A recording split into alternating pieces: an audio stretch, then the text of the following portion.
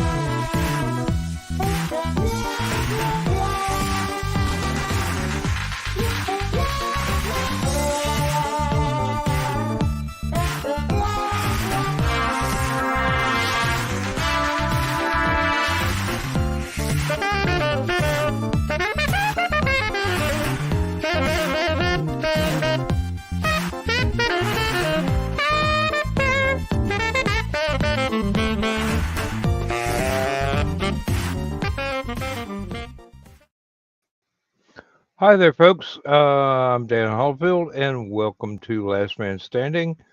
I apologize to anybody that is trying to watch us on Facebook tonight because StreamYard and Facebook are not getting along. So we shall just go ahead with the two YouTube channels that we are being recorded to at this moment in time. And yeah, I'm sorry, folks. You'll just have to look that up on the YouTube channel. So here we go. Now, with me tonight, I've got Aunt Donna. I've got Emily. We may or may not have Dawn, depending on how tired she is when she It's gets the girls' home. club. Hey, I'm not going to object. Do I look stupid? No, No. Oh, and Thesis not is at the moment.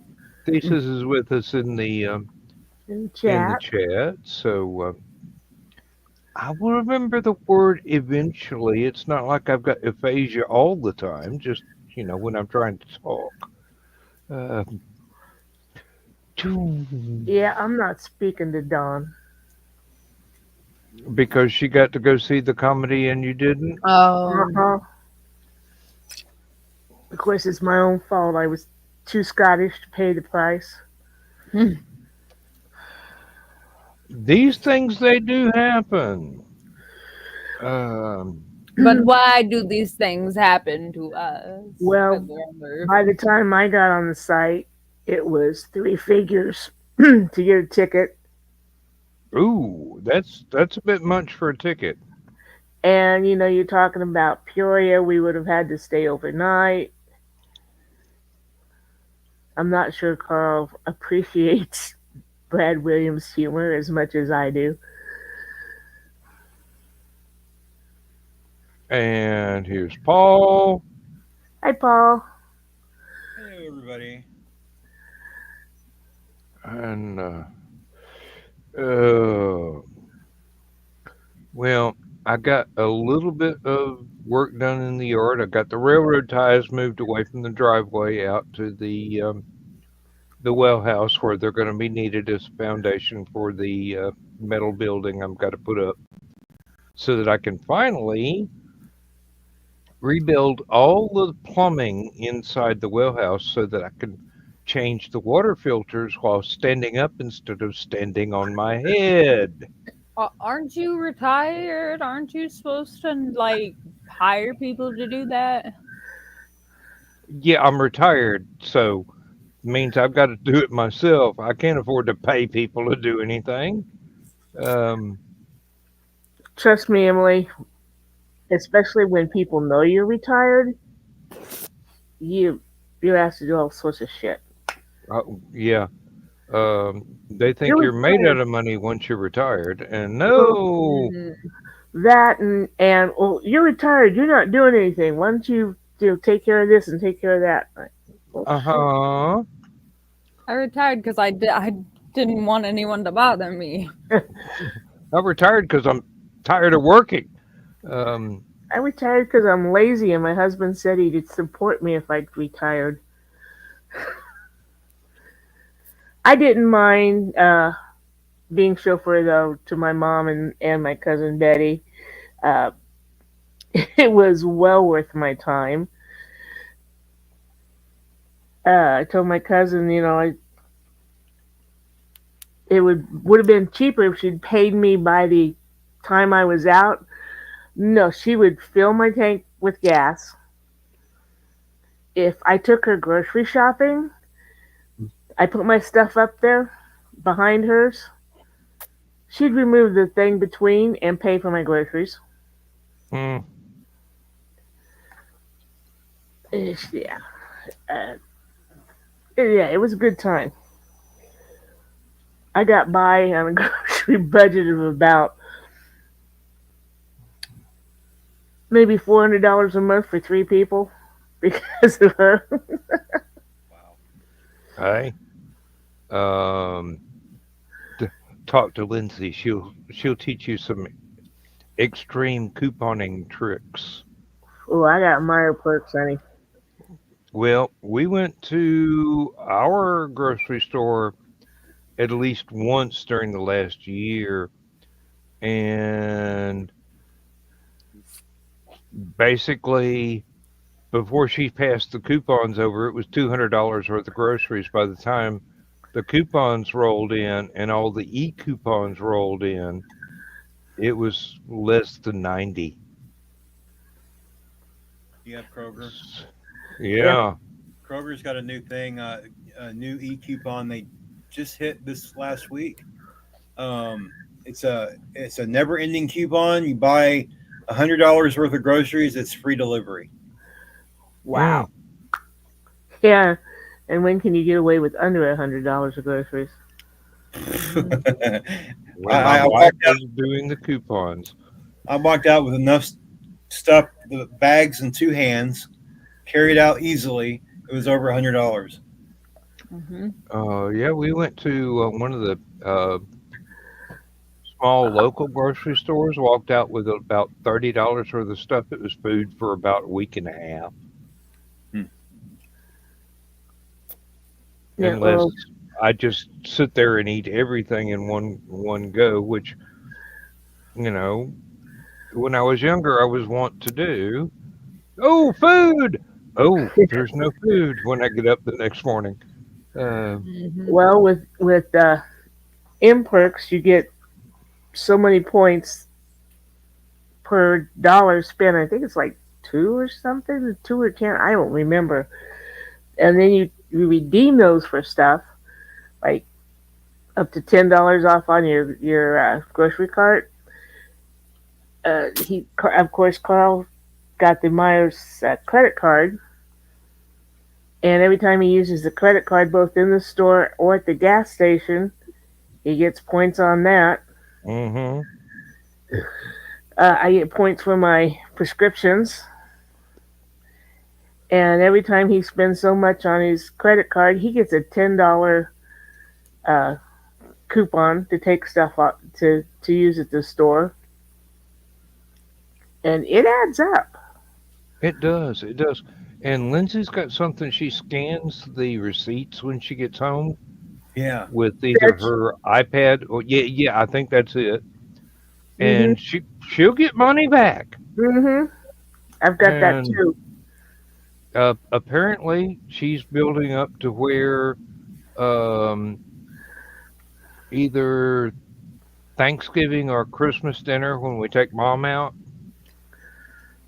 ours will be free Mhm. because she's building up a card. She'll go up and pay the bill instead of me, and of course it'd probably be my turn to buy mom's. So Yeah. no big deal. I almost did it Mother's Day, but my foster brother Steven says no, no, no, no. You and Timmy put your wallets away. I got mom this time. So And he you paid said for, okay, right? sure, yeah. Uh, Steven's a good boy. He really is. And oh, Uh, A couple he's months ago, my mother was asking or talking about wanting a leaf blower so she could blow the grass off the sidewalk and stuff after the people who cut the yard go through and they don't clean up anything. And so I got her a little battery powered uh, leaf blower thing for Mother's Day. I got it early, and she got to play with it a couple times. But then she had her hip surgery, and now she's frustrated because uh, she's not allowed to go out yet and use her blower to blow off the grass. got a new toy and can't use it. I don't know how that feels. I also got her some notebooks and a really nice pen, a Scrivener pen. So I've got one there Nice. like this. Mhm. Got her a red one. She loves the thing. Good. Mhm. Well, Carl has been an absolute angel this week, playing Step and Fetch It for me. I I don't know what happened. Tuesday night in bed, I moved and it felt like I had a pitchfork put through my knee. And farm girl, I do know what that feels like. Ouch. And when I got up Tuesday, my knee was totally locked. I could barely hobble around. That sweet boy, instead of making me try to cook supper, went out and got supper at Arby's and brought it back in. Mm. And then Wednesday, I was hobbling around enough that I got to go to lunch with my best friend, and Carl went with me. And April is a nurse, so I got extra care there. But then Carl cooked spam for supper that night. He's a good guy. Fetching my water and stuff up and down the stairs so I didn't have to try it. I think I'll keep him a while. Next A time little bit longer. he brings Arby's home, call me so I can come over. Hmm. And Aunt Donna, he's still under warranty. I mean, why would you get rid of him? Um, Yeah, that's a nice warranty. What, 37 years? hey, it ain't over yet. Nope, not yet. He asked for 50 to life. It's your job to give it to him. Mm. Yep. Oh, and the day after I cook steaks and whatnot for Lindsay and I, she comes up and says, well, when we get the new stove, you need to think about what you're going to cook first. And I'm just going, we used to share. Um, She's just letting you be able to break it in. Just, Mhm. well, you just said I'm, first. I'm hoping break it is not the operative term. She wants one of those glass top things, Oh, I and love I'm going, mine. oh, I love mine. I'm going to have to be really careful with the cast iron pans from now on. Uh, as soon as I get the thing and unwire the old one and get it out and put the new one in, because it doesn't have our stove is hardwired into the electrical system. It doesn't have a plug. I'm Hmm. thinking strongly about changing that because So you you have an know, electric stove now. yeah, Okay, so it's just you know of how to, it's just about 15 years old, but you know how to and cook on electric because that is vastly different. oh yeah, I've been cooking on electric stoves pretty much all my life, It gets weirder and once you get the glass thing. I the the glass top, yeah. Yeah, my house came with the previous owner had a glass top, and that's so I inherited it. And I wish I had my old gas stove. Well, they're actually ceramic and they are stronger than you would think. I But certainly hope so. my mom got Oh, one when I was in high school. So I've cooked on one long, long time. When we moved into this house, it had a gas stove. So I'm like, okay, I think I can do this. Oh, wait a minute. When you turn it on, it doesn't turn on. Oh, and then the flame explodes on. Yeah, after a couple of months of that, Carl's like, okay, you get your new ceramic stove instead of that because it, Hazard. Danger Will it Robinson. well, I'm kind of known for my clumsiness, and I think he was afraid that the kitchen was going to blow up someday, which was probably a good possibility with that I was stove. gonna say that's not an irrational fear. No. That actually happened to me. My ex actually, we when we first got married, I was in the army, and we got to live on base. And the gas stove was one of those new ones that you turn it on and it click, and it didn't have pilot light; it had electric pilot lights. Mhm. Well, she turned on the oven and it clicked, and then it stopped clicking. And so she was making the stuff, letting it heat up, making the stuff to put in the oven. And when she opened the door, it started clicking again, and it exploded and blew her across the kitchen. Ooh. Damn. Shook the whole apartment. The whole apartment just shook. Um, I was on my knees thinking that there was an explosion other than the kitchen. Thought Mhm. like a tank shell had come through the kitchen or something. But then we had to call the fire department, and they evacuated everybody and had to make sure everything was okay. And of course, the army immediately replaced that stove. Mhm. When we first got our double wide, I was informed by both my sisters-in-law, "It's your turn to do Thanksgiving," and I'm like, "No problem." Didn't know how to cook a turkey. I still don't know how to cook a turkey.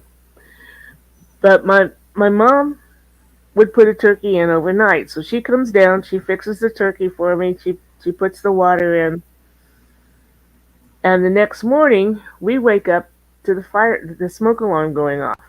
Oh no. And we go in there and there's smoke coming out of the oven of my almost brand new stove. And Carl makes the mistake of opening it and it goes boom. Oh yeah. Mom had put too much water in the turkey, Oh, and as the broth from the turkey got in, it It bubbled overflowed over. onto the electric coils, and that's what was causing the smoke. But of course, when he added the air, we got some flame. Yep. The Uh, oxygen. didn't need to cook the turkey too much longer, and I'll tell you, flame broiled turkey is pretty damn good.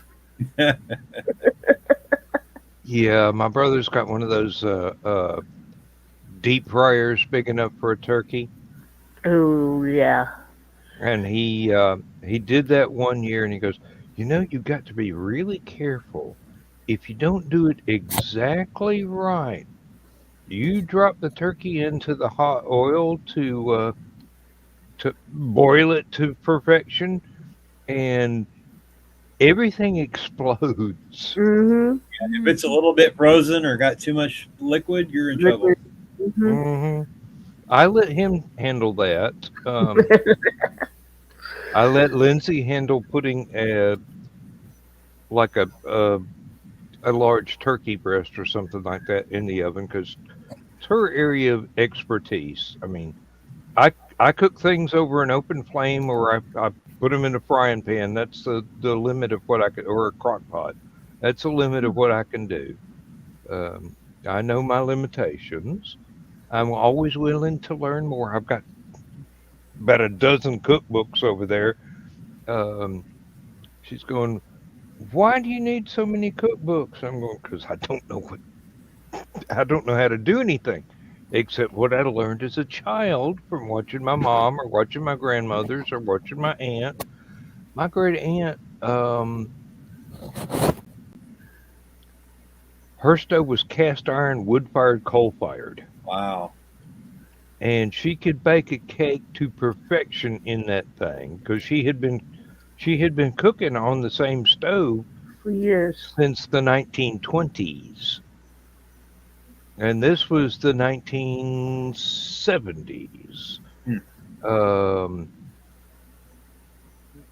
there was no limit to that woman's talents except uh, she got a little bit silly in her old age.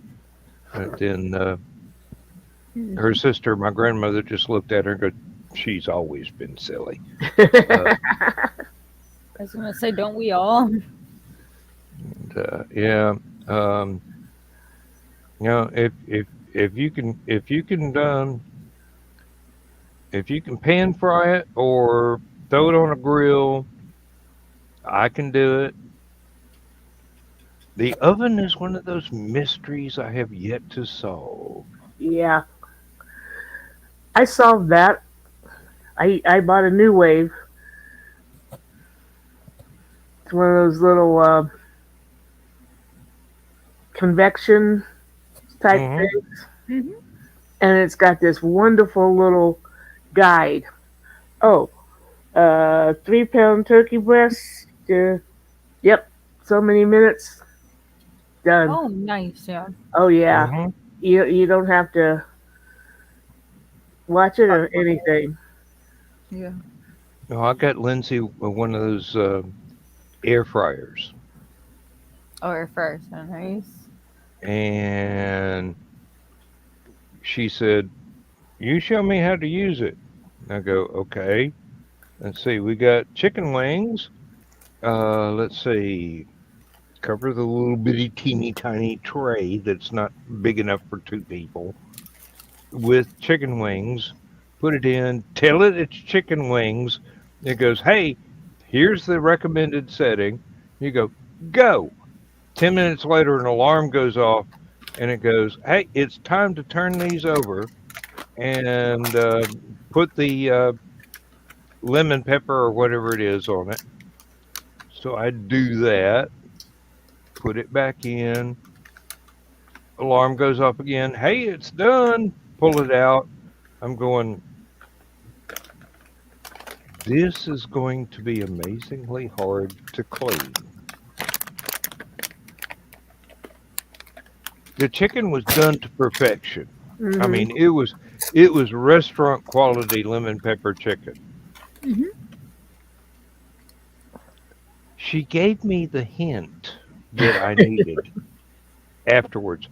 Maybe you should take some parchment paper and put it in the little drawer before you put the chicken down so it doesn't make such a big mess. Um, Yeah. I took that to heart. Um, although she says it does absolutely perfect French fries, only she's British, they're chips, um, Hmm. and they're steak cut. So Oh yeah, the good cut. yeah. The new wave does fries like that perfectly. That's what I like about it because we all know what a bad cook I am. I can actually make things in there and they're done. Yeah, when the alarm goes off, you take them out and turn the damn thing off. Yeah. Yep, One the of the beeps are like, cool, it's done. I got one of the big Ninja air fryers. It looks like almost like a toaster oven. And I've experimented with that, cooking all kinds of things. And it went right after I got it. I thought, well, I wonder if I could cook like one of those family size lasagnas in that thing, like Stouffer's. Mm-hmm. Cooked it better than the oven. You put it in the oven, and you're always going to burn the bottom. I put it in the air fryer thing and put it on the oven setting or to bake, and Yeah. it came out perfect. Mm-hmm. And it was just big enough to squeeze that thing in there. It was like just big enough. But you could, if you wanted a bunch of chicken wings, you could do a bunch of chicken wings in it. Yeah. Um, Seeing as how this was the first air fryer we ever had, and we weren't sure if the technology had been proven yet. Mm-hmm. Still waiting. Hi and bye. Um, Yeah, serves you right, Don. Yeah, I was. how I did, dare you have fun without including Aunt Donna? I did a lot of experimenting when I first got it. I got mine off of Woot. It's like Amazon's place where they sell like a garage sale almost. And I got one. Got my daughter one of my daughters. Um, I've had mine for 4 years now, I think. Yeah, I pretty can't sure. remember if I bought this thing because it was Lindsay's birthday or if it was a Christmas present. Because her birthday is in December, so you know, Mm-hmm. 6 of one, half dozen of the other. Um, doesn't mean I did not go out and buy her another Christmas present. Um, I want to keep her. Um, she hasn't got too disgusted with me yet. Don't know why. Yeah. The only thing with the new wave is that it doesn't brown stuff, Mm. but it's cooked perfectly. If you want to brown it, you can always just sear it real quick. Mm-hmm. Try air fryer. You get it. It browns it. Deep fries it without oil. Mm-hmm. Basically, everything turns out so good in that thing. Almost everything. We just had a somebody on a motorcycle go by, and I was just listening for when the wreck happened because they were going a little bit faster than anybody with brains would be riding a motorcycle on those curves. But, Well, shoot, we've got a stoplight just half a block away, and idiots coming south. This is a 35-mile-an-hour zone because it's residential. And I know that by the time they hit the end of the block, my block, they're doing at least 50. mm-hmm.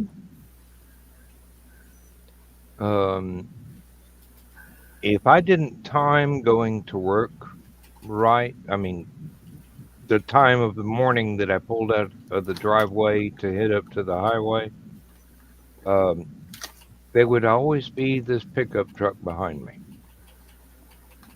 And either they would pass me or they would sit just behind me like they wanted to go ahead and in flight hook up to my trailer hitch. Oh boy. Got to see them in the daylight one time during late spring. Was a cop. Mm-hmm. Figures. Mm-hmm. And I'm just going, dude, you're in your civilian vehicle. Pass, slow down. Speed limit's 45. You're wanting to do 70. Yeah. And it's actually 35 in this dangerous is curve in front of our house because Lindsay asked one of her friends, who's a local politician, to hey, what? So he had the county put up 35-mile-an-hour signs on these dangerous curves. We've already had like 15 to 20 accidents in the front yard over Wow. the last 30 years. It's like every 2 years somebody comes flying off the road.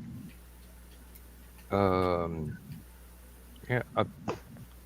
Sorry, my homeowner's insurance does not cover you being an idiot. So we had one guy. I'm sitting here. My desk is in a different place now. Before I could actually look out the window, and I heard engines roaring and tires squealing. And I look out the window, and here's somebody in a brand new car going sideways down the road, missing my mailbox by about 2 inches. The Jeez. next thing I heard was a big crash from my neighbor's front yard. They had flown off a 12-foot embankment and landed on a granite rock outcropping with their mother's brand new car. Nice. Shit. Yeah. I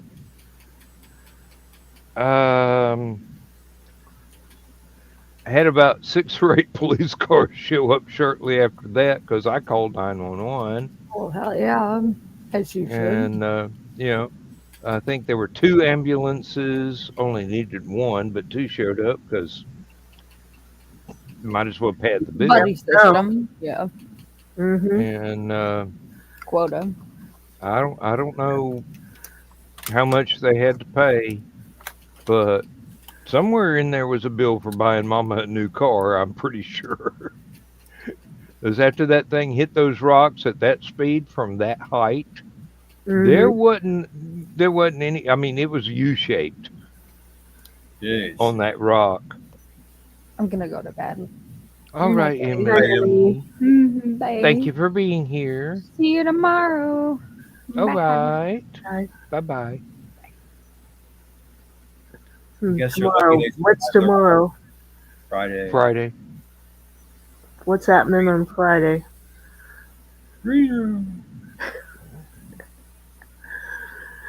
So, you saw the picture of Carl with the droplets in his beard. There were more than what came through on the camera. And he thought that I had taken that picture just to take that picture.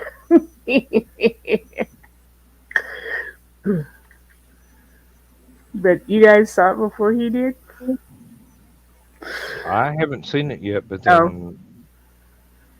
Must have been John.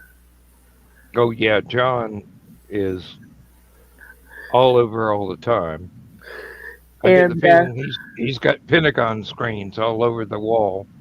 We were watching comic book, whatever the hell, we call it CBS, and Jody McPhee and Eric Hawkins had both seen it, so of course they had to bring it up. And Carl's like, she posted that picture? Well, damn straight I posted that picture.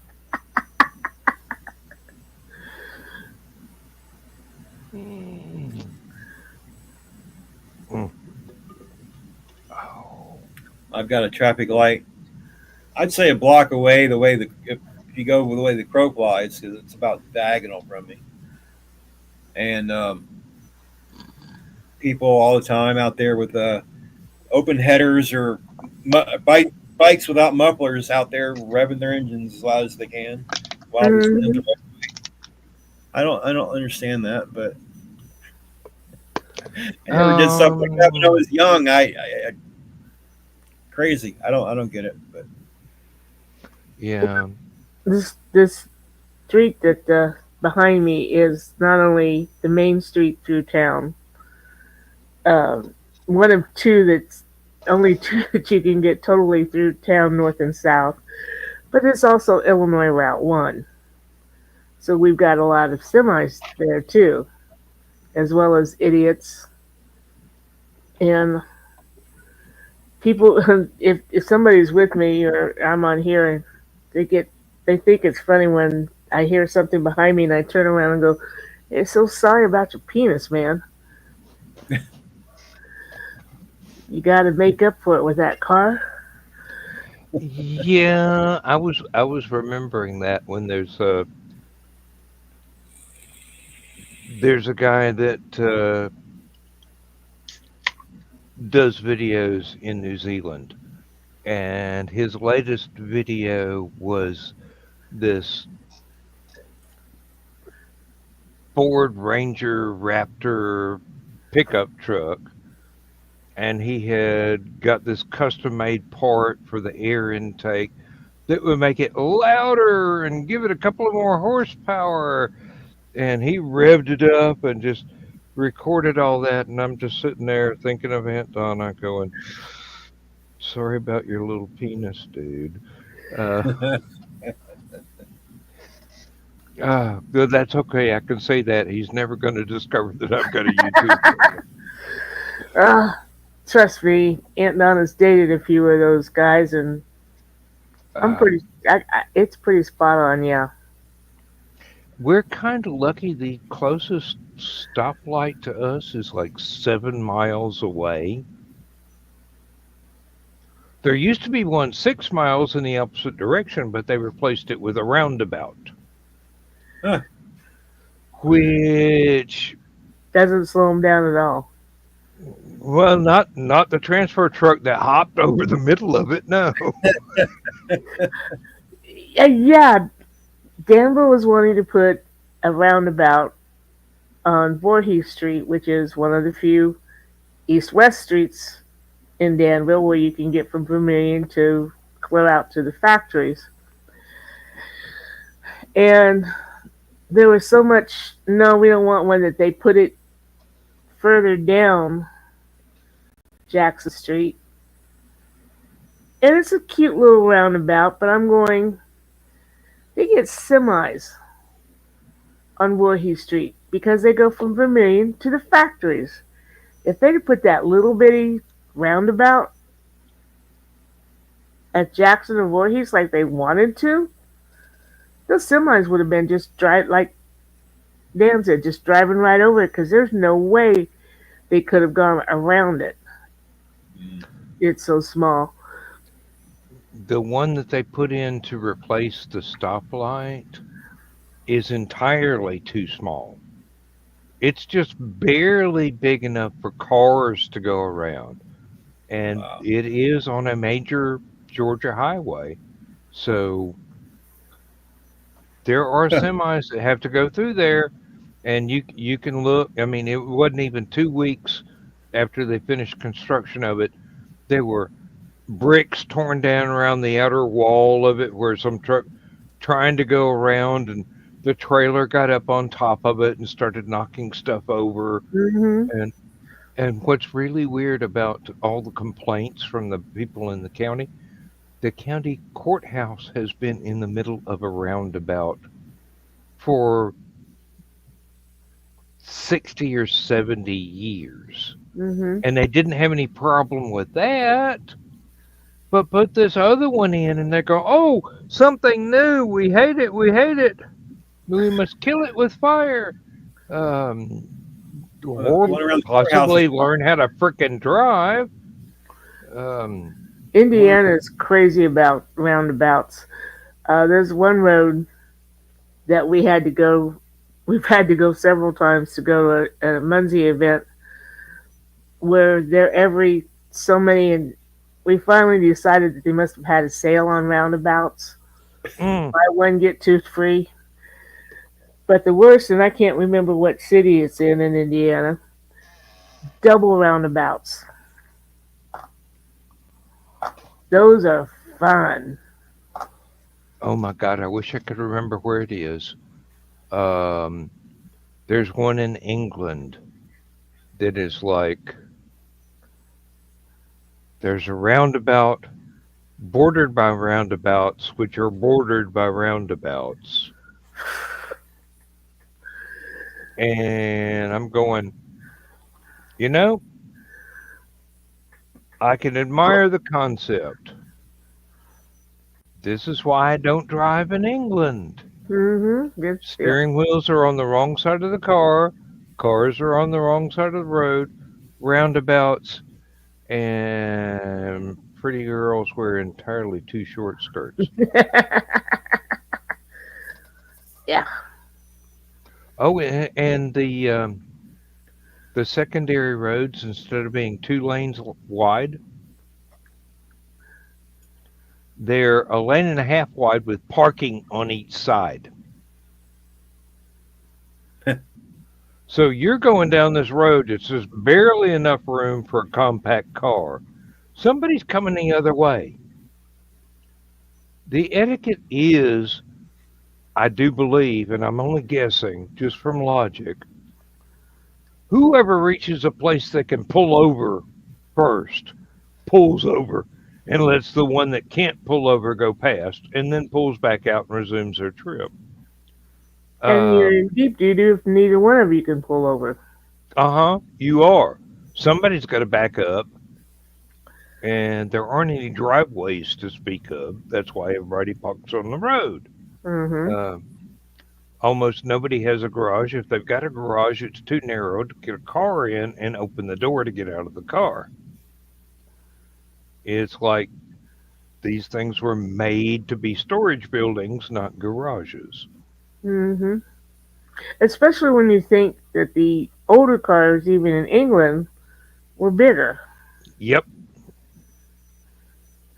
I look at some of the older houses around here, and they've got little bitty garages, and I'm like, that was built in the 20s. Think about the cars they drove in the 20s. There's no way in hell they could have gotten that car in that garage. Yeah, you try fitting a 70 Impala in one of those garages. Not only would it not be long enough, it wouldn't be wide enough either.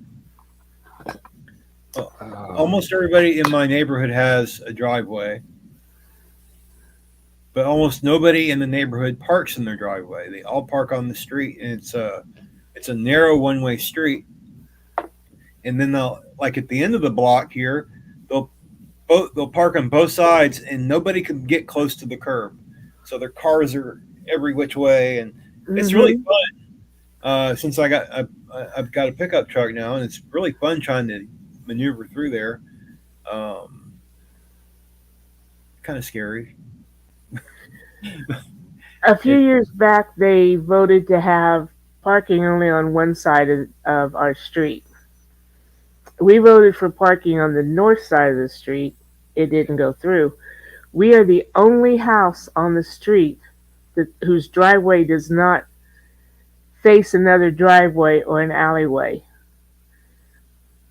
We now have neighbors kind of cat corner who have a perfectly good, huge 2-car garage in back, a nice little parking area, and they park almost right in front of our driveway.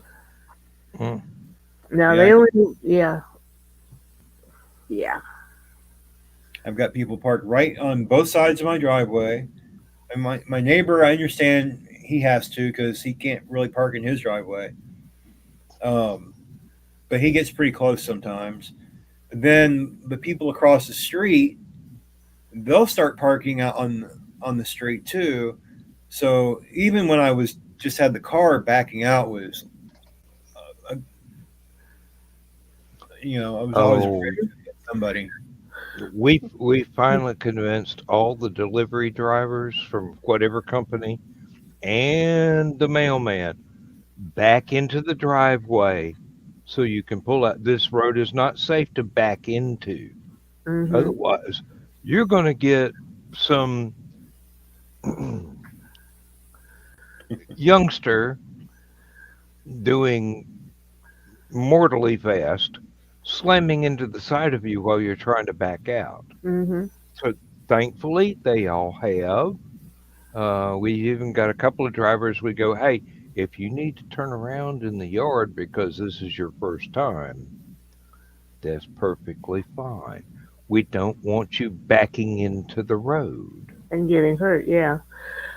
Fortunately, our drive is small coming in, but very soon it widens out, and we've got a huge parking area in it. We could probably get 6 or 7 cars back there. So we've got plenty of room to turn the van around to go outside the front. The big problem is it's a small driveway at the mouth.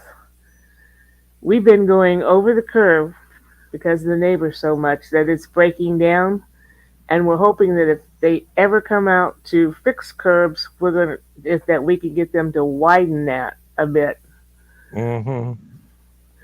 And the argument's going to be, if you build it back where it's going to be, we're only going to break it down again because we're going to be driving over it in order to get out, because it's not so bad if we're going right, but going left, their cars is always in the road. With our driveway, it's so narrow. If you're coming in from the north, you have to go over and get into the oncoming lane to turn quick enough to keep from going into the ditch with your back tire. Hmm. There's almost no way to do it any other way. I mean, I've had oncoming traffic and I've done it, but I went into the yard and then into the driveway from there. And Lindsay's had more incidents than I can count where she's got the turn signal on, she's slowed down, she's about to pull over in the oncoming lane, and they pass her Mm. from right on her bumper, Mm-hmm. and she's just going, well, if we have to pull it out of the ditch, we have to pull it out of the ditch. That's all I can say. And she had been driving that 2002 Buick, which is about, 50 feet long.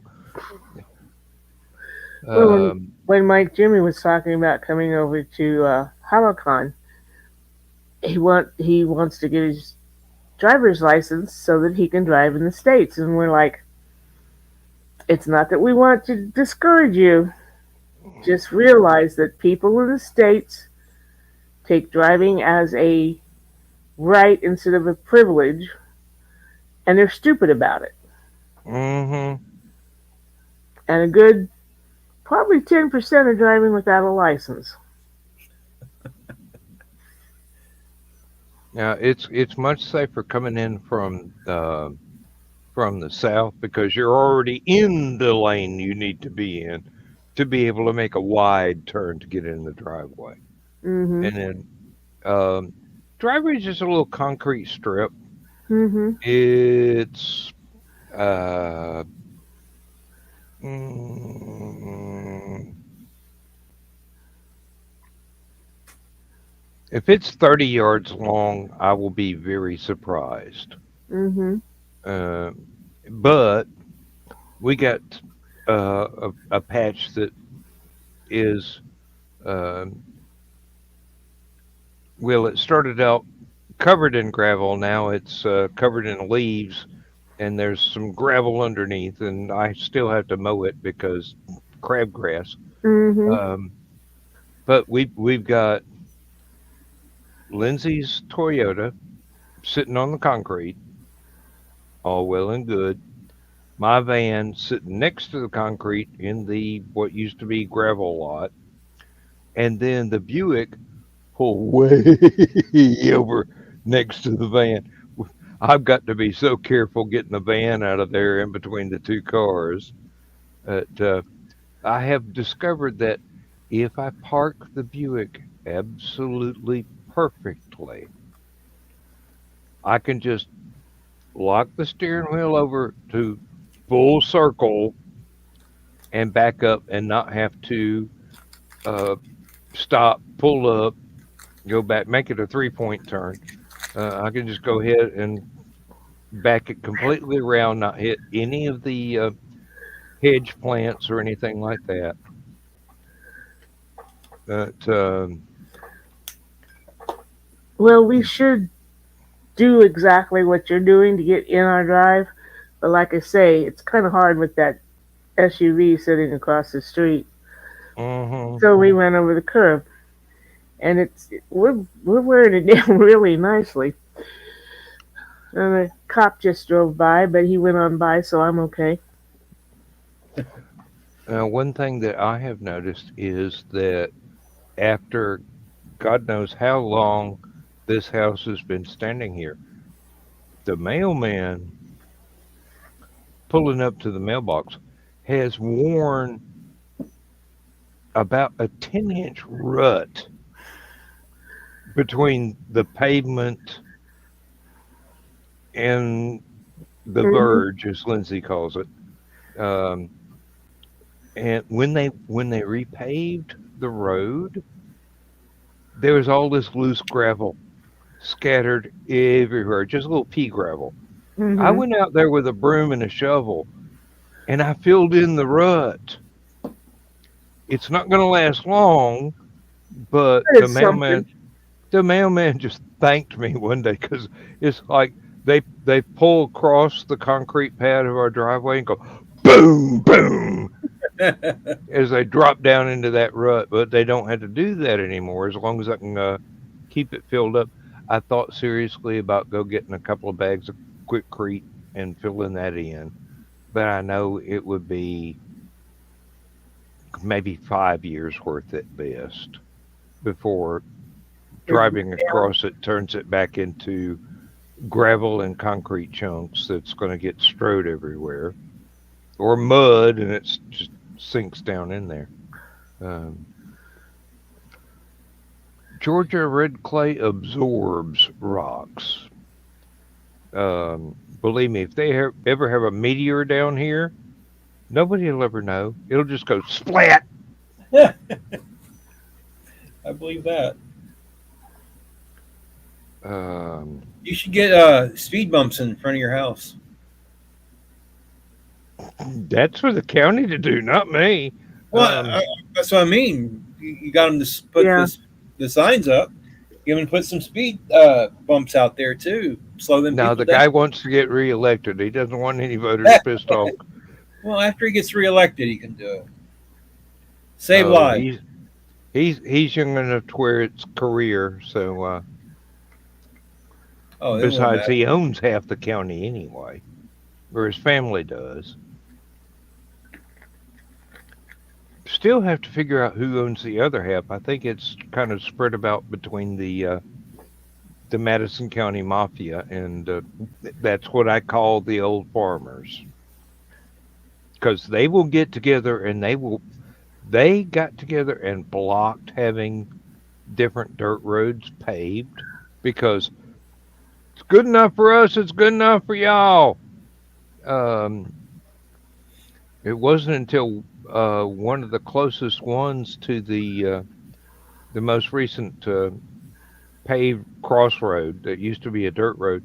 It wasn't until he passed away that the county was actually able to go out there and pave that sucker. Wow. I mean, we're talking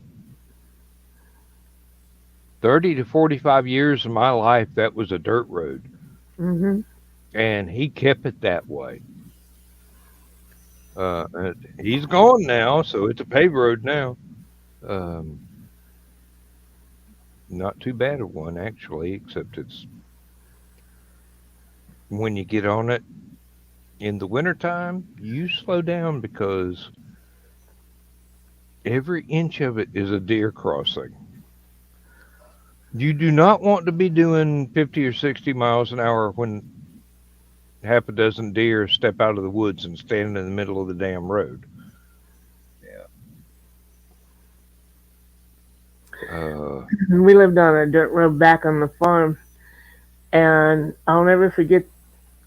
Of course, the river flooded every spring, but one year it flooded so badly. We're talking about a river that's like 12 to 15 feet below the bridge line. Mm-hmm. You know, when you stand out and look down. This was so high that there were a couple of idiots that went out in the middle of the bridge to look at it, and they were knee deep in rushing water. Hmm. And it left big, big holes in the road. Mm-hmm. And we lived across from a gravel pit, and it took over 100 dump trucks to fill those holes. Wow. I don't doubt it. I don't doubt it. A friend of mine used to live way down a dirt road, and about quarter mile from his house, there's like a 6 or 8 foot metal culvert with a creek going through it underneath the road. We had enough rain one year to where water was about a foot deep across the road in that point, and we had to get to work. No excuse. We had to get to work. Hmm. So I'm driving across that. Thankfully, I'm in a pickup truck, and I kind of hung to the middle, and still, boom, boom, as we went across. The water had washed out most of the dirt across the top of the middle culvert. Hmm. They put in about an 8 foot diameter concrete culvert underneath after that. It took them 6 months, but it was the Yeah. next county. Um, So this they're all was city boys over there. this was clear across that little valley. Fortunately, we lived on the hill, but we had stock in the not it wasn't a pasture, but it's just a little stockyard, and we did lose a cow, but we never admitted it to anybody when we heard that a cow had washed down the river into the dam and did some damage to the. No, we ain't missing none. Not ours. Oh, Lord. It was one of those, you got okay. That was one short. Wonder whatever happened to it, and then a couple days later, you read in the paper, oh, that's what happened to it. Yeah, we Oops. never owned that cow. No, not us. We had pools of water in that one field for about 2 or 3 years, and sand. I would take my little niece down to the beach, but the big pools of water were connected underneath the sand, and there was this one huge catfish in there that my dad was determined he was going to catch. And he got so frustrated that one time he went fishing for it with a shotgun. Yeah, he still didn't get it. Mm. I guess it's a No, good thing you didn't see those little girls on YouTube. One little girl, she goes and sticks her whole arm down in the mud thing and comes out with a giant cat. Mm-hmm.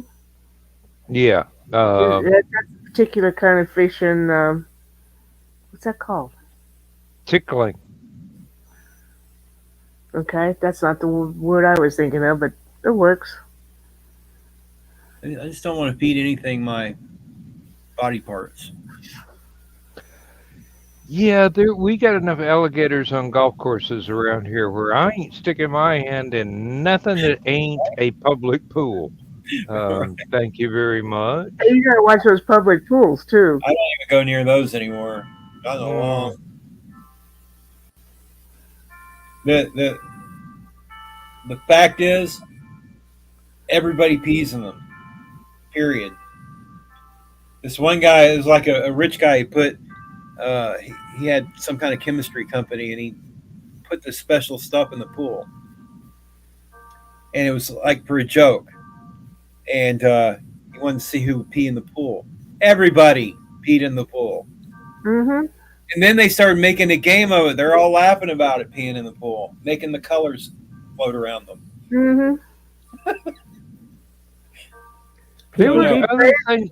There If were I other wanted to pursuits for fools I got that a I person indulged that in. I can swim in my Um, bathroom. So wouldn't be able to get away with it now that there's so many security cameras. But there was this Yeah. one young lady. Uh, mm, I enjoyed going to the pool, uh, I don't especially swim, when so nobody else was there. Ah, I don't swim, so I don't go. mm, I don't think I've been swimming in decades, but it was always fun when I did. But um, yeah, it's been a long time since I have. oh, there was a pool near the house in Clinton, and I think Mom signed us up for swimming lessons, and they had us jump in and try and swim around, and I I I did and got back out, and I go, well, they asked me, where'd you learn how to swim? I go, over on the lake. Daddy just threw me off the boat one time, told me if I drowned, he'd try and fish over my body. Yeah. That's only partly true. My We we uncle, went camping on the lakeside, and Dad taught us how to swim in shallow waters. So yeah, my uncle Pete joined the Navy not knowing how to swim, and they actually do throw you in the water to teach you how to swim. Yeah, No, but I have severe swimmer's ear, and after 2 years in a row of spending 2 weeks in the hospital with an earache, I'm like, I can avoid swimming from now on. mm, there was, I think it was 1974, 1975. The marching band got invited to take part in a parade in Disney World. So the band and the majorettes and a lot of chaperones went on down to Florida. Hotel had a swimming pool. Everybody was in it. It was all fine and well and good. Um, I nowhere near Olympic level, but I could swim pretty well. And then got back out, got up to the hotel room, and I found out that I was just the right age to where my sinuses had opened up underwater. Ooh, So I stood over the sink for about 4 hours with water dripping out of my nose. Wasn't painful. It was just embarrassing as all get out. And I've been kind of reluctant to go swimming ever since, but I will. It's just I'm not turning flips underwater anymore. Um, no more imitating the creature from the Black Lagoon for me. Um, yeah. well, one of the last places I swam was probably the uh, in Galveston on the beach in the Gulf, I think. No, I love beaches. I just I'll go out knee length, but swimming's not, no, it's not a thing. mm, no, Not too worth many it. horror stories. Well, no, not worth the pain. I mean, you think just how severe an earache has to be to spend 2 weeks in a hospital. Yeah, yeah, That's been you're right. That's been almost 55 years ago at least, and I still remember how hard that hurt. I bet. I'm just thinking, you know, I've heard a lot about riptides, never want to experience one, and I've seen Jaws. Nope, I ain't getting more than knee deep. Um, Galveston, we got little sharks and some medium-sized sharks. They come right up in knee-deep water. Hmm. Okay, Carl. Dan's not going wading in Galveston. yeah. You go out in people go out in their kayaks in the backwaters, um, on the other side of the island, and they'll get big sharks back there. Mm. They hunt them. Sharks are very silky when you pet them. As long as you pet them from nose to tail, they're very silky. If you do the other way, It's very rough, like a cat's tongue. yeah, almost Mhm. like glass. Really, it feels like it could cut your hand. Well, there were some cultures that would use shark skin as a form of sandpaper. Yeah. You I can know, believe. peeled and dried. I mean, not using the shark and then going, "Thank you, buddy," and letting it go. Uh, That would be funny though. yeah, really. Oh, I need to smooth off this board. Thank you, buddy.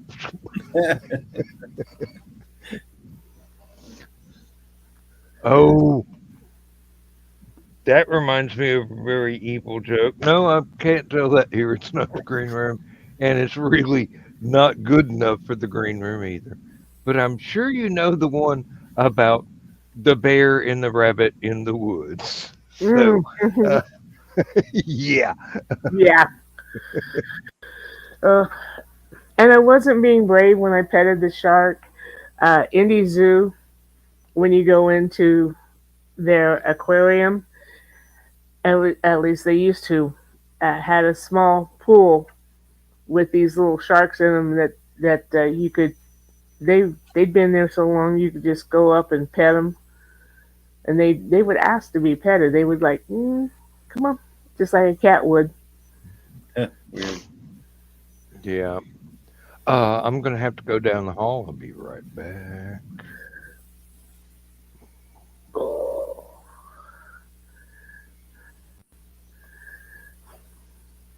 So how's it going, Paul? Oh well, I'm alive, I guess. Tired. Going to the doctors all week. That's fun. Other than that, um, trying to get some stuff done and I just haven't, you know, hadn't had the energy this week to do anything. I understand that.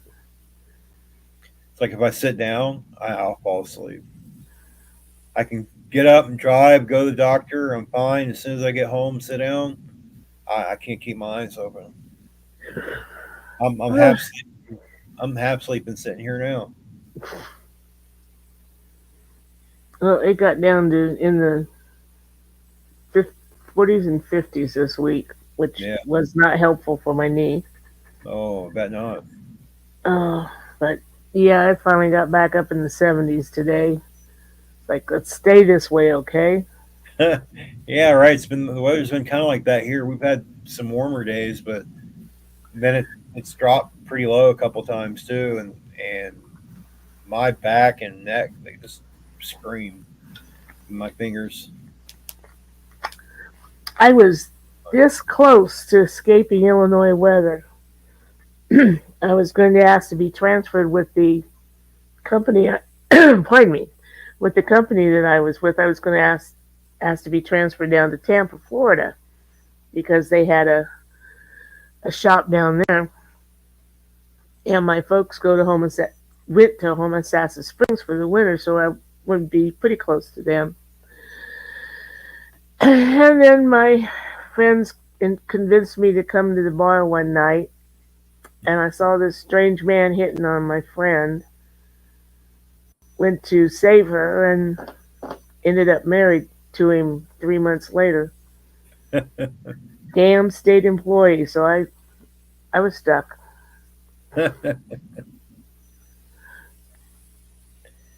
I don't know about Florida. I guess it's nice enough. I just don't want to be on the Gulf Coast anymore. I wouldn't go down there. I had enough of I had enough hurricanes in Texas and Louisiana, Hmm. and uh, Florida gets hit more often than anywhere else. So no, thank you.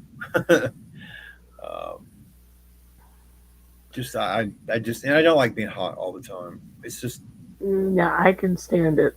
And people who know about my Scandinavian background, I brag about being a Viking, go, why don't you like the cold? And I'm like, I come from those Vikings that went down and around and into the Mediterranean,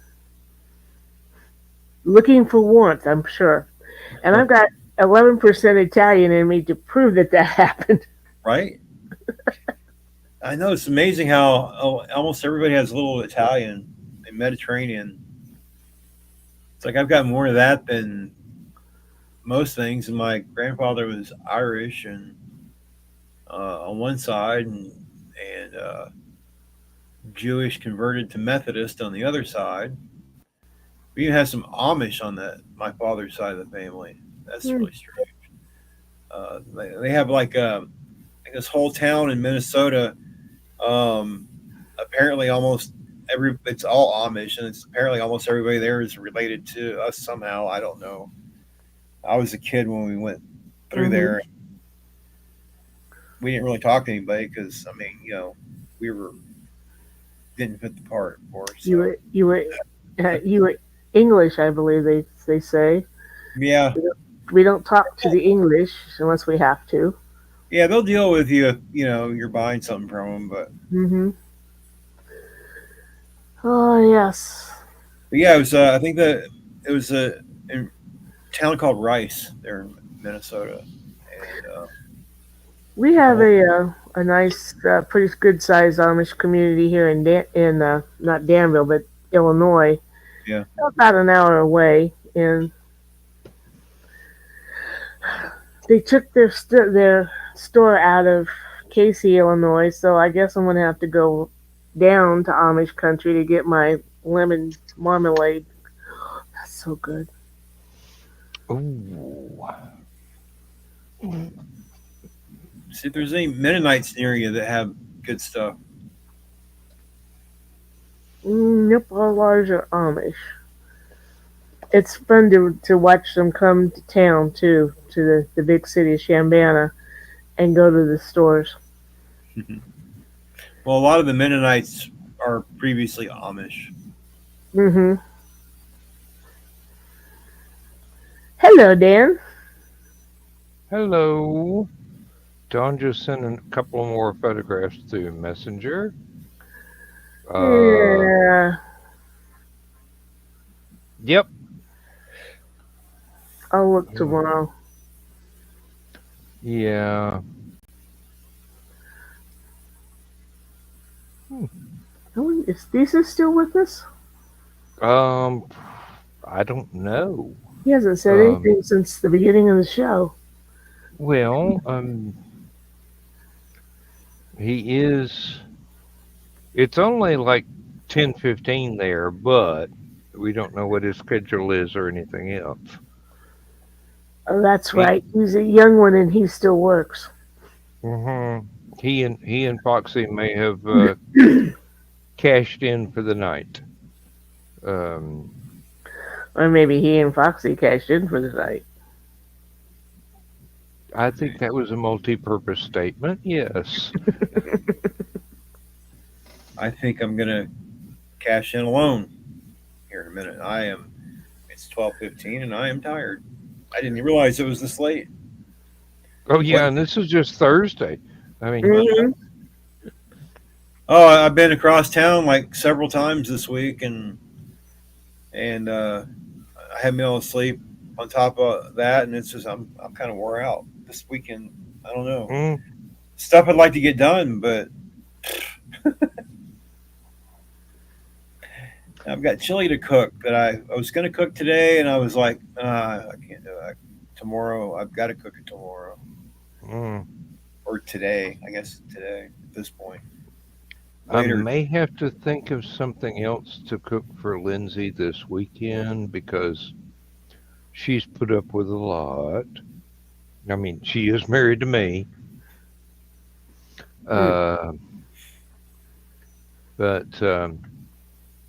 we have a few things, and I thought, ooh, there's this thing Mom used to do.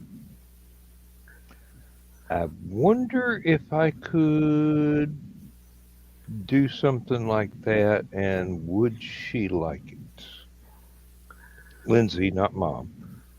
Mom doesn't like anything anybody else cooks. If she doesn't cook it, she's not eating it. Except at the restaurant. She went through a 14-ounce steak for a little bird-like 80-something-year-old woman. It's like, my God, Mom, that's more calories than you've had in the last 5 years. Man, got to make the best of it while you're there. In Amarillo, Texas, they have this restaurant where they have this giant steak, and if you can eat the whole thing, it's free.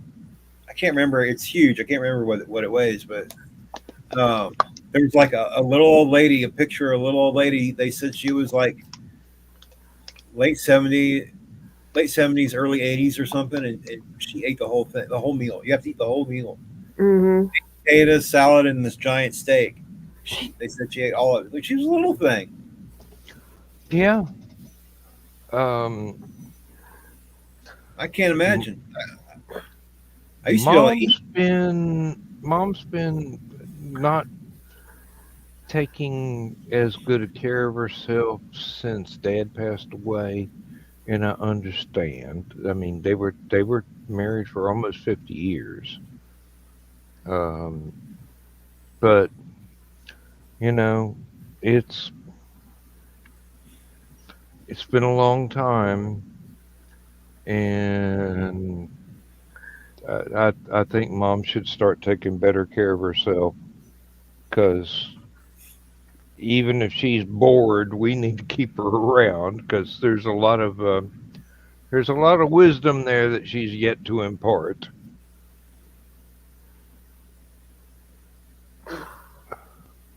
Yeah, like how to get my little brother to actually do some work instead of being a politician. I'm just thinking of the wisdom my mother imparted to me. Lay back and think of England. No. That was her mother that said that. Lay back. It'll be over soon if you think about something else. And Mom said to Grandma, but it's more fun when you move. Of course, Grandma didn't know that Mom was too much pregnant with my oldest brother at the time either. That damned horse. I was not going to bring that up. I'd like to find out how to become a Ukrainian contractor before our government sends more money to them in a couple weeks. What do you want to contract out as? Somebody take some money. Like the other guys over there. We just sent however many millions of dollars over there, or another billion or something, and nobody got it. It just disappeared.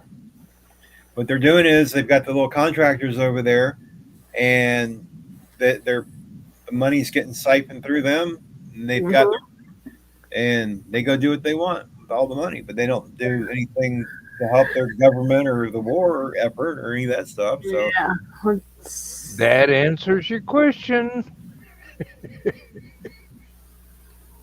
Yep. Thesis is still with us, and yep.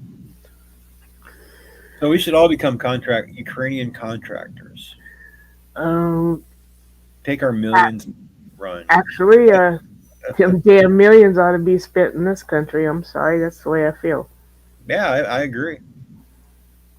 I agree. I'm still waiting on the factory to go. Who knows how to use Excel? Where's Dan?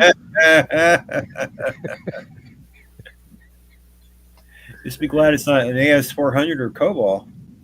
Oh, I hey, don't know, Thesis. If she's on the horse, she doesn't have to move too much. Damn, I wish she'd never told me that. giddy up. It's funny, but yet that's really not something you want to know about your parents. Ah, God's lover. Mm. She was a pistol. She made me what Oh, I am. remind me to tell you sometime about when Lindsay's oldest daughter found our toy box. The look of shock and horror. Her parents are actually kinkier than she is. Oh my god. Oh Lord. Uh, I wouldn't know, Bladed, but my mother sure knew. oh. Uh, Well, guys, I'm going to call it an evening. It's as always a pleasure talking to you. okay. Thank you for being here, Paul. You've made our night much better. Well, you It's did the always same a for me. pleasure. Did the same Let for me me. know when you finish that one story because that's kind of what we're basing the anthology around. Well, I'm the story I haven't shared with you yet. I started revising it, and then I started rewriting it, and I'm like, I wasn't supposed to rewrite it. I was just going to revise it, and then I just my days have just been insane since that.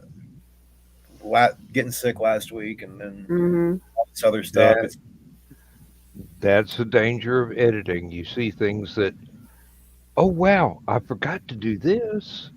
Well, it's Or a hey, very this is a good idea I just had. Let me see if I can mix it in. it's a very rough draft that I wrote 10 years ago, and it's not a bad story. It needs some help, and there are parts of it um, that that it stops being a story and it's more like stage directions. So the stage directions sound weird, so I've got to rewrite that part. But um, I just want it to be a good story. And then, of course, there's a story I shared um, with Donna, and I'm going to have to change some things in that. I don't think that'll be too bad, but um, I'm kind of wanting to do I kind of rather have the other story, but I, I will see how Aunt Donna likes the other story before we go any further than that. But I've got to do a little bit more revision and rewriting on it. I'm going to try not to rewrite the whole thing, but um, it's a good story. It just needs a little help. I wrote it a long time ago, so. And I look at things a little differently now. I'm looking at it going, wow, I was pretty dumb when I wrote that. I'm Well, glad you saw Not that I'm things that as much a smarter comment. now. I'm not that much smarter now, but it's like I see things now. They're like, oh, okay. So my 10-year break wasn't, completely unproductive as far as, I do still read a lot and study a lot of stuff. So now I look at it and I go, oh, that was kind of bad. That was kind of dumb. Or this could be better. This could be worded better. This would sound better. And then I started thinking that I really got crazy this afternoon. I was thinking maybe I ought to switch the main character with the other character and go from that angle instead. And I'm like, no, I don't want to do that. Is it okay, what well, we have several people interested in being in the anthology. Yeah. So I'll get it done. I promise. I'll try to quit procrastinating. I will eventually quit procrastinating. Eventually. That's okay. You know me. Maybe tomorrow. I'm the one who says I'd like to procrastinate, but I keep putting it off. But yeah, I do plan on actually sitting my butt down here at the computer and fixing my story so that I can pass it on, and it will be a good story. I think. Hmm. I hope. Otherwise, if I get too stuck, I'm just gonna have to rip some stuff out of the other story that I shared with you already, Hey, and whatever works, you know. then it'd just be Right. a hundred or so words shorter, or probably not even that many. I didn't use that much of the song, really. It's just the parts that I did use are obviously from the song. Hmm. So Oh. anyway, y'all have Well, a we've already got a publisher interested, so cool. Wow, Right? cool. All right, yeah. I'll get her done. I promise. Okay. We'll talk to y'all later. See ya. All right. Good Get night, rest. Paul. Good night. Good night, Thesis. I think we're alone now. Hmm.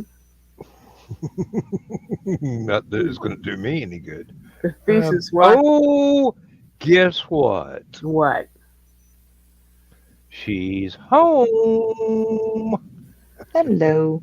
I Hello. just wanted to pop in and say everybody hi to everybody. Are you So, exhausted? yes. Oh my God, I laughed so hard. It was so funny. I'll bet. So it was fun meeting him. He talked a lot about disability in his show tonight. So I was like, oh, He so, does that. so yeah, I it don't was know fun. if you've seen the YouTube about um, daddy issues. Hi, Jesus. It's I don't remember if I have or not. talking about how his father treated him growing up. Set him on the shelf. Yeah, Elf on the Shelf. So he talked about it. He did this, he did that, and then he told the audience, "Don't you dare judge him, because he made me the man that I am, with the strength that I have, and he has just beat cancer, and there he is right there." Yeah. Yeah, he's a good guy. We were the last ones in line because I knew I couldn't stand that long. Mhm. And so we were the last ones, and he still was like, "Hey, I hope you guys had a great night," and da da da da. Da. And then the one opener, she was from Minnesota, so So I'm glad you had a fun night. I Yeah, did really. too. It was fun, but I bet I'm you're hurting now. tired, though. I'm Yeah. tired and I'm hurting. I'm sure. Yeah, Well, sitting in those. it's a good thing we didn't have tickets after what my knee went through this week. Mm. Oh yeah. Oof. Oh, ladies, my pension checks started arriving Tuesday, Cool. and Congratulations. I will know about my Social Security sometime in late June or mid July. Do you know what that means, Don? What? Do you know what that means? He's gonna be rolling in the dough. He's gonna be having enough money to treat you and I come Hallowcon. Either that or I'll get a hold of some ice cubes. No, I'm kidding. I will treat you to the best food Megan can prepare. So, well, I just wanted to stop in and say hey to you guys and let you know we made it home and it was a good show. Anybody listening or watching, if you have a chance to go see Brad Williams, just do it. So, Yeah. okay, I'm gonna go pass out now. Go to sleep. Okay, you get some rest. Okay, see you guys tomorrow. Bye Good bye. night. Bye. So much for being alone.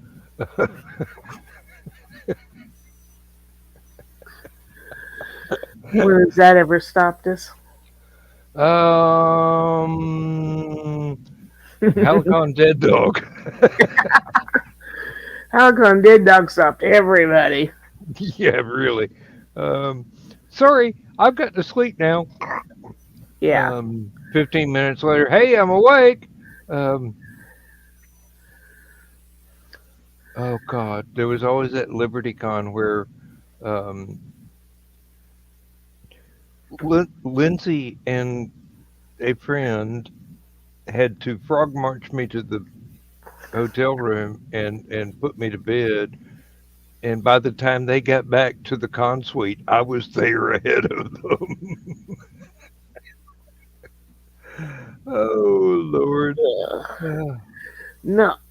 Really looking forward to this anthology. I've got like 7 people with definite yeses. well, good. Uh, Michaela and Brian are working on the logistics, and it will be put out under Michaela J Books, whatever, Mm-hmm. which is fine with me. Yeah. Might make They, it easier to work out the contracts and everything because I know with anthologies, they're really complicated as to percentages of this, that, and the other thing, and who gets what, and is it dependent on the word count or is it dependent on the individual story or whatever? It's like they're all different. They're all done differently. Um, that's where it's nice to having them on board with this, not only to put a couple of stories in the thing, but BKM has done so many anthologies, He's and got the experience, yes. for the Um, contracts, yeah, and I don't know if people are going to balk at that or what, but contracts are important to protect both my writers, to make sure that they get what's due to them, and to get it to them, yes. as well as Uh, protecting Michaela J. Books. Hillbilly wants me to do an anthology of other people's spaceport bar stories from our shared universe from online. Hmm. And, you know, 2/3 of them I have no way to contact. You know, they're great stories I'd love to have, but Hmm. I can't use them if I can't get you a contract assigned to say it's okay to use this and so you can get paid for your work. And I'm Hmm. all about making sure everybody gets paid for their work. So I just don't know. Um, there's one guy that lives up near Mike Jimmy Hmm. in one of the other Scandinavian countries. Um, Baby. I think he's Norwegian. I'm not sure, but I haven't heard from him for years, and I've been sending out emails to his last known email address and getting no reply whatsoever. So I don't know. It would be great. He's got a couple of novellas that would certainly be beneficial to the overall storyline of the anthology because it's Oh, that's why he left. with the shared universe stuff. Everybody's living in each other's pockets and everybody's making suggestions about somebody else's story and everybody contributes either critiques or oh okay here's how you can word that and it would be great but I don't know how to pull it off. Say hi to Uncle Dan. Say hi, Hello Uncle Dan. kitty. Hello kitty. Oh shit, your strips. You're not supposed to be able to pick that one up, are you? No. Wow. Mm-hmm. So I I gotta I got another one getting used to being picked up. I picked up charcoal the other day, and I held her for almost 2 whole minutes, and she didn't struggle to get down. She just finally like, "Can I get down, Mom?" I said, okay. But coming from picking her up and her fighting to get down to sitting there for that long, I know 2 minutes doesn't sound that long, but for her that was a lifetime. And then not fighting to get down, just okay, I'm going to get down now. That's a big step forward for her. I had Billy No Mates come up and jump to snuggle on one of my ankles last night. And Kimber goes, "Oh, I'm jealous," and flops over there and knocks the cat off the bed, crushing both of my legs at the same time. And then this morning, I woke up, Billy's right back, snuggling one of my ankles, and the dog is nowhere to be seen because Mama got up, food. So, Mm-hmm. she's all about mealtime. Aren't we all? Well, especially since we had to put her on a diet. Otherwise, True. she's gonna have hip problems within a Yeah. couple of years. She's a big dog, but she's a little bit bigger than she needs to be for her age. So, and with shepherds, there's going to be a whole lot of, if you're overweight, you're going to have all kinds of hip problems and things like that that are going to hurt. So stop eating all the cat food. Cat food's not good for you. Good for them anyway. No, it's not. It's But not. dogs will eat anything that doesn't eat them first. I know, and um, I got a cat like that. Lindsay's been trying to keep from feeding her table scraps, which is also supposedly not good for dogs, but in the sense that you want them to live longer than 5 or 6 years, I would say so, yes. We had lots of bird dogs that we raised that ate nothing but dry dog food and table scraps their entire life, Mm-hmm. but Yeah, their but entire life was rather short. when you feed them those, what are they called? Anyway, the dog food that you have to keep in the fridge, Yeah. a lot of that is human food. Mm-hmm. So I'm like, what's the difference between table scraps, as long as it's like, the meat or something, and doing something like that?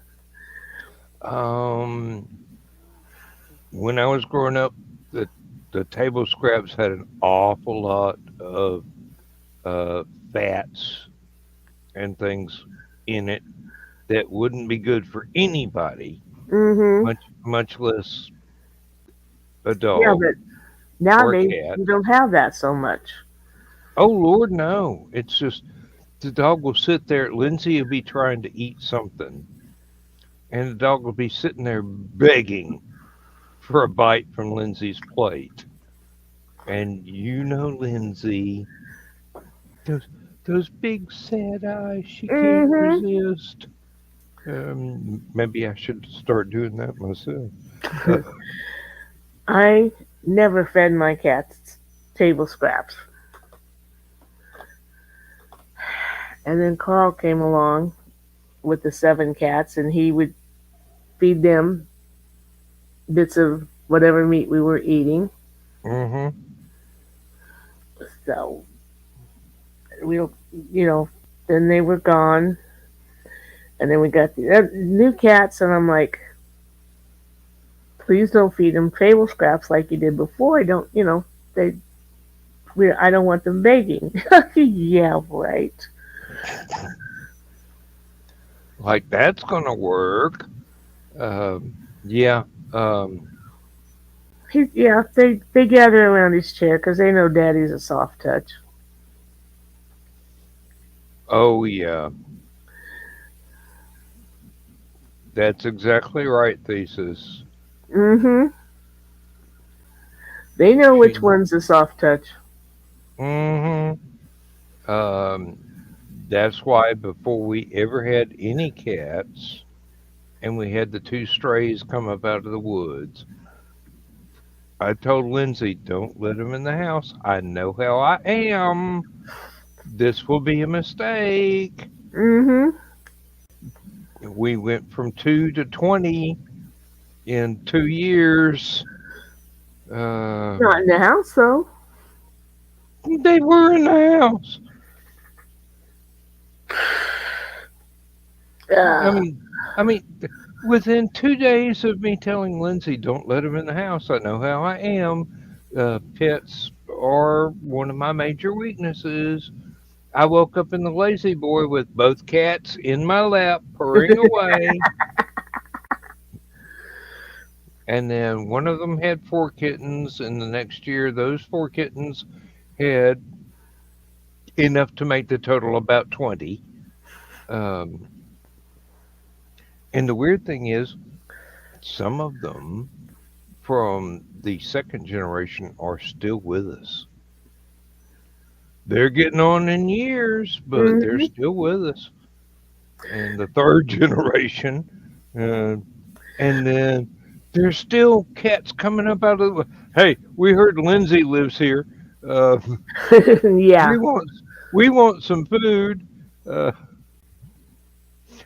I'm imagining what the cat version of hobo science is. Soft touch. Yeah. Yeah. Oh That's dear.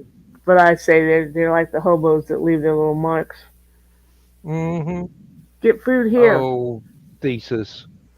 Eh, People grow and change. Um, yeah. Um, with Kimber, I was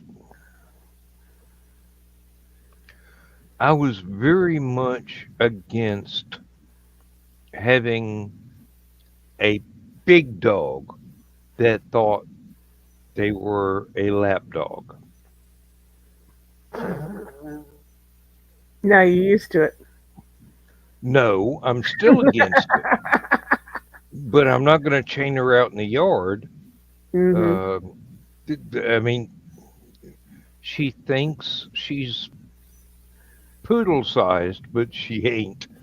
Um, she's as big as a damn deer, uh, and colored the same way too. And we can't let her outside during hunting season. Um, Nope. somebody will pop a cap in her really quick. Funny thing about our cats, when we eat hamburgers, they want the melted cheese off the hamburger. They don't Mm. want the hamburger.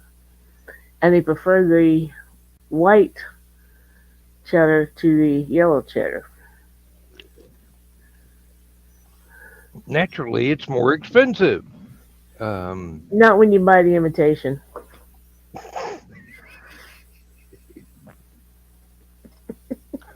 Kraft white cheddar. No, no, no. The little pre-wrapped slices. Mhm. Mm-hmm. Yep. I save the good cheese for when I make like toasted cheese sandwiches. Oh, I've got some Irish cheddar in the fridge. I almost don't dare to cut myself off a little bit of it and bring it back here, because every animal in the house will be going, "Oh, can I have some of that?" I'm going, "Yeah, if Mhm. I let you have any, there wouldn't be any for me." Um, oh dear. Well, I got a surprise the other night. I love garlic bologna. Yeah. And Calvin comes up. He's like, "Mom, can I have some? Can I have some?" And I'm like, "Cats don't like garlic." So I take off just a little teeny bit, just so he could really so he could smell it and go ooh. No, he ate it and then went, that's pretty good. Can I have some more? I don't think so. It's not good for you. Get a job, go shopping. Uh, and the cat will. Um, didn't want a dog or any pets, discussed it and decided we didn't have room. Foxy goes out with her brother and comes back with a puppy. Hey, at least you ditched the brother. Uh, she, oh, here, you have my brother and I'll take the puppy. hey, I sounds like a fair trade to me. Uh, oh, Well, Carl was not a cat person when we met. He didn't hate them, he just wasn't a cat person. He'd always had dogs. Well, he had a 5-year-old daughter, and I'd had my cat for about 5 years. And I said, I'll accept your daughter if you accept mine. And that's how it was. Well, since we got married the Saturday after Thanksgiving, I was a secretary bookkeeper for a florist. Yeah, Christmas season, when I go in at 6 in the morning and work till 2 the next morning, I had a chance to go home on a break, and I walk in, and there's Carl sitting on the couch with Maylene like a little baby. And I'm like, oh, huh, I think you got take it in, didn't you? And I got swear cat zapped. they both looked embarrassed that they'd been found like that. Hmm. Oh, and thesis. Right after I got divorced from my first wife, I used to joke, "Hey, I got a shotgun for my wife. Nice trade, huh?"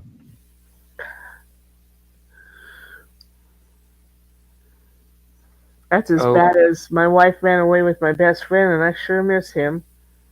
hey, I have friends that actually can say that sincerely. Um, when I told him wasn't taking care of the dog while they were at school, refused to walk her or clean up after her because you didn't want one. I bet there's a punchline. They get under your skin. They do. They do. There's something about that absolute hero worship that they give you, whether you deserve Dogs. it or not. With dogs. Well, with cats too. I mean, with my cats anyway. And believe me, they're only my cats when they misbehave. Lindsay's made that perfectly clear. Well, um, Carl and Maylene bonded over, of all things, canned pears.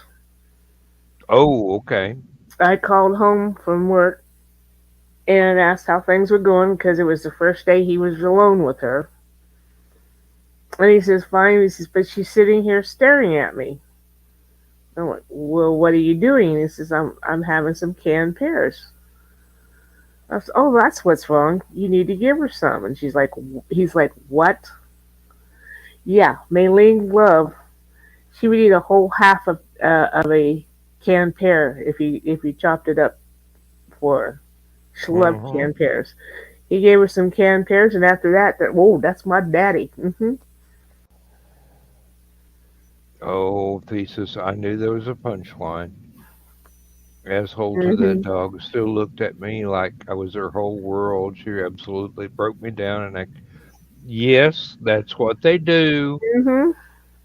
That We hey, totally understand.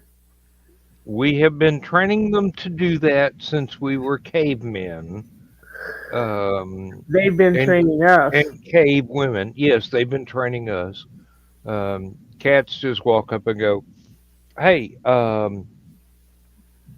noticed some mice in your barn. You want me to take care of that?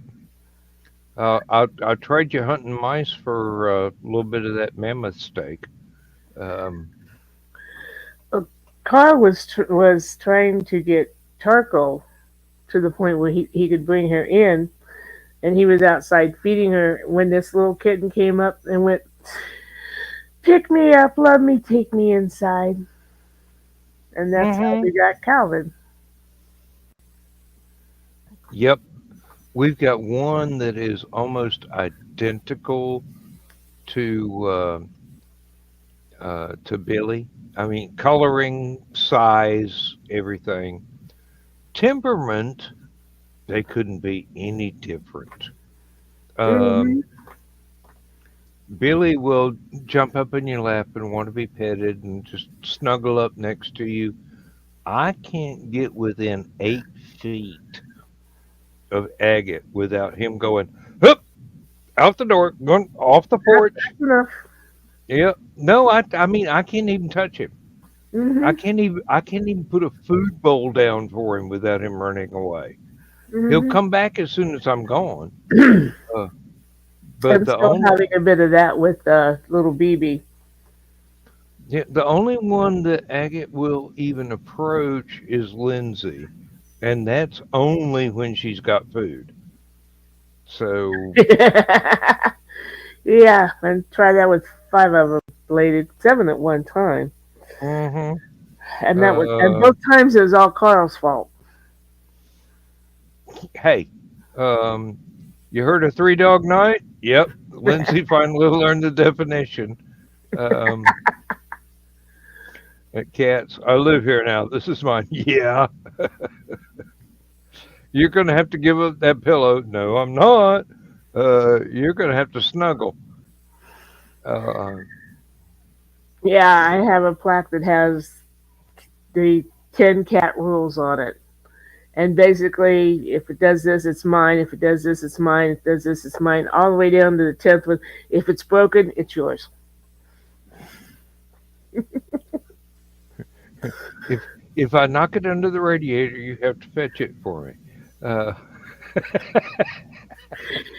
Calvin will lay and paw under my chest of drawers in there. Like, I've lost something in there, Dad. Can you get it out? And Carl will get down, pull the drawer out, and look under it, and there's not a damn thing back there. And Calvin just kind of looks at him like you say, "Ha ha, made you look."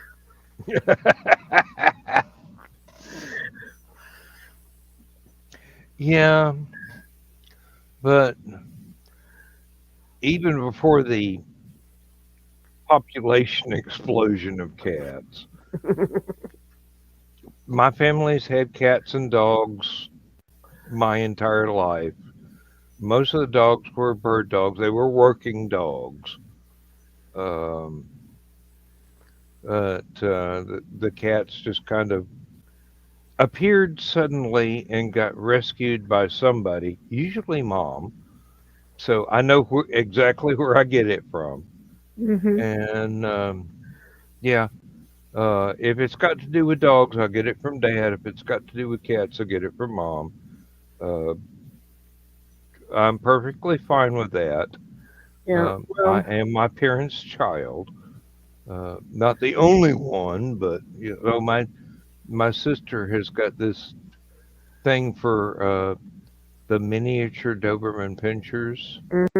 they're cute. Mm, they are. She just absolutely adores them, and all of the.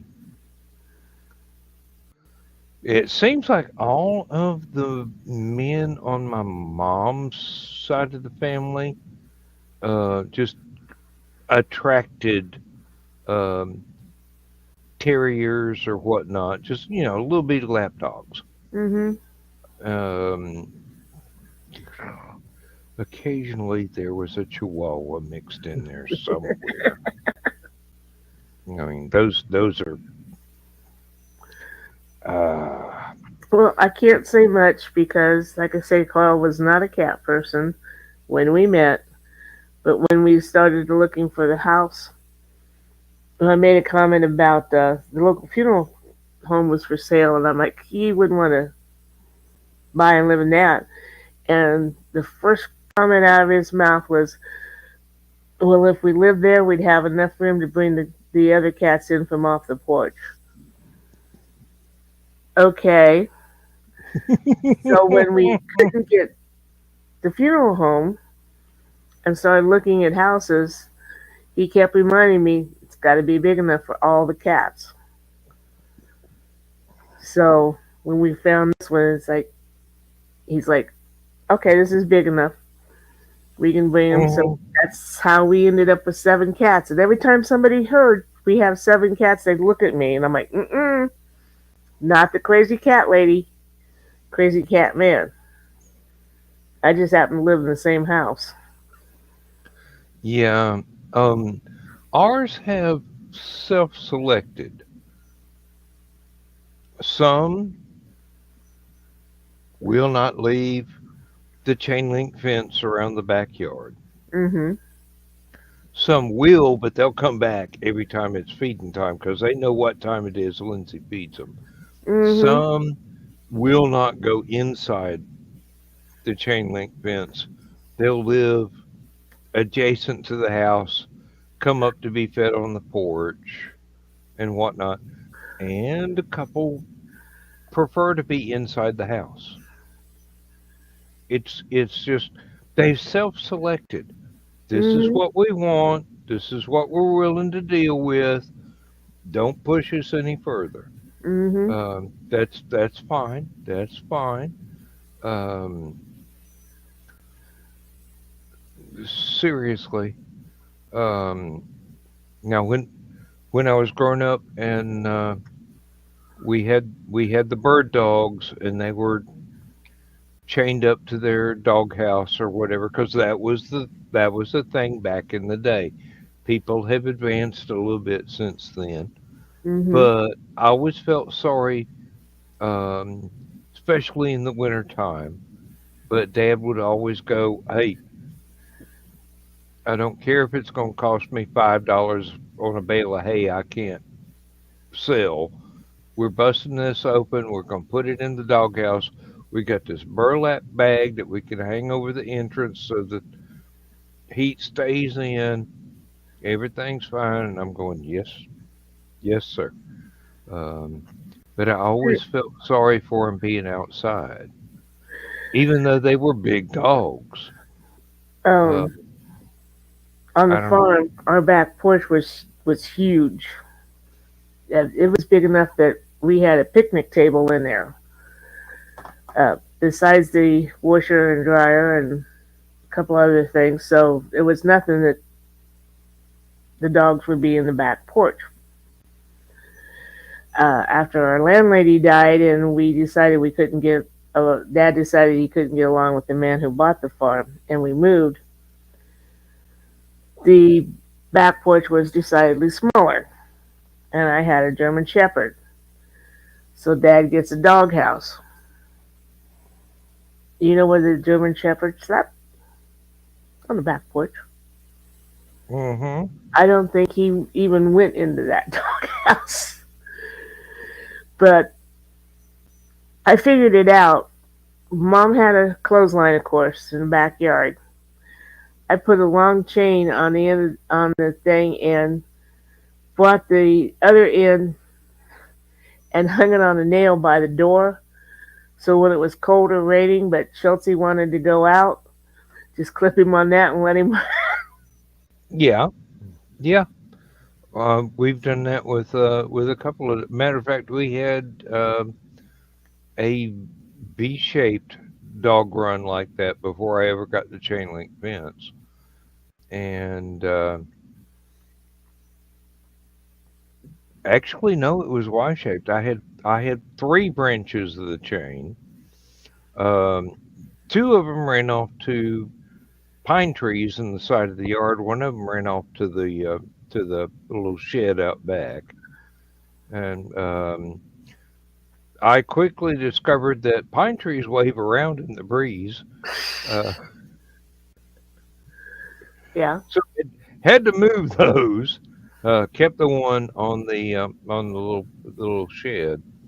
Lindsay sometimes uses it as a clothesline, but we would go outside and um, big dog wants to run off to that pine tree over there. Click it on the long line. Um, Another one wanted to go that way. That's fine. Put it on the line to the shed. One just wants to go back and forth between the closest tree and the back door. Put it on the one to the other pine tree. Um, it worked out. I mean, there was successive Mhm. generations of dogs. There was the poodle that did not need a leash. You just he wanted to go out, open the door. He went out. 5 or 10 minutes later, scratch, scratch, back in the door. Um, up until the time that he was damn near 20 years old Mhm. and couldn't see anymore. And he'd wind up following the path of least resistance down into the ditch with all the kudzu. Ooh. And we had to go and rescue him time and time again. One time he went across the road into the other big ditch with the other kudzu. And I like to never found him. If he hadn't kept on barking, I'd have never found him. Mm. But I got him. I carried him back in my arms and going, honey, we can't let him out anymore without one of us having the other end of a leash. He Mhm. can't see. He don't know where he's going. We just have to do this, and that worked out just fine. Um, Yeah, we had picnics when we lived on the farm, and one day he was gone. Pickaninnies will not find their way back home. They really have not a very good sense of smell. They don't even try. mm, Fortunately, he found his way into a neighbor's garage, wouldn't let them come near him, which was probably because they were kids and he wasn't really kid friendly. uh-huh. But yeah, we had to go get him, and Pekingese are strange dogs. Yes, they are. Yes, they are. Well, I hate to do it, but we've reached the 2 hour line, so Yep, time to say goodnight, Gracie. we do need to say goodnight. Let me switch over to Brand here.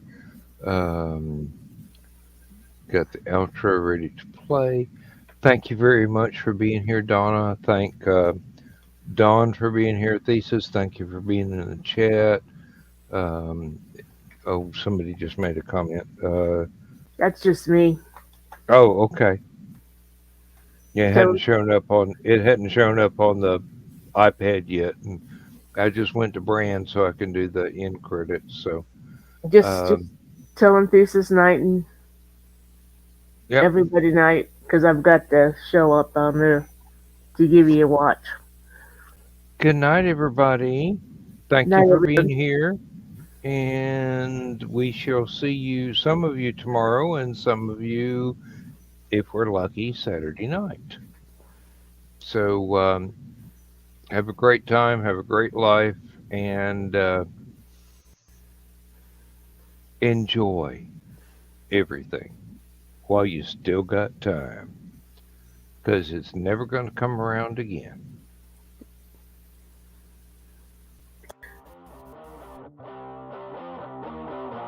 Transmission overload. System will shut down.